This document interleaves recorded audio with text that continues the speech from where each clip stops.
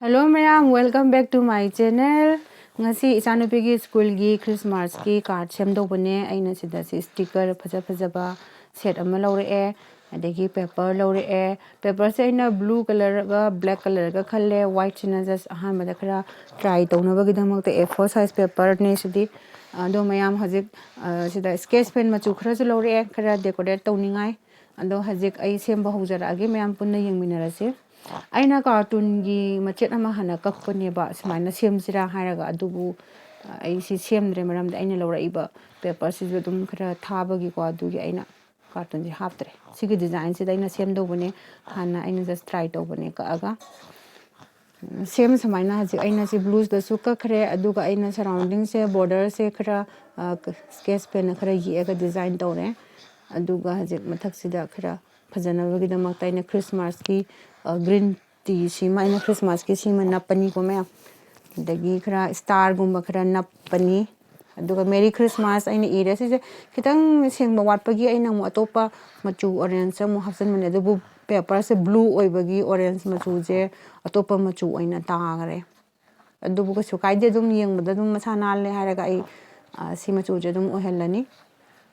dugi matungda mu aina sticker jingje ko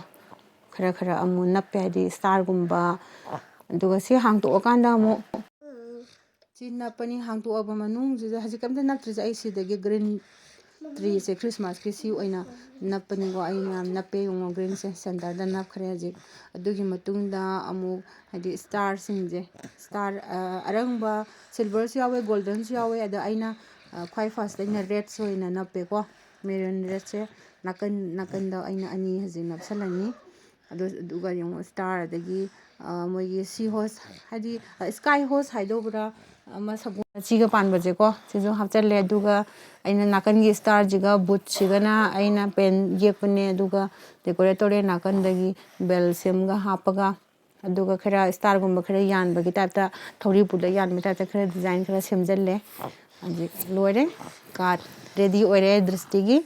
ado mayam aigi card sibu phajai natragana phajade habado comment da haibiro o aigi wakhanda di adum nursery class ke di adum sigi card se yare haina khanje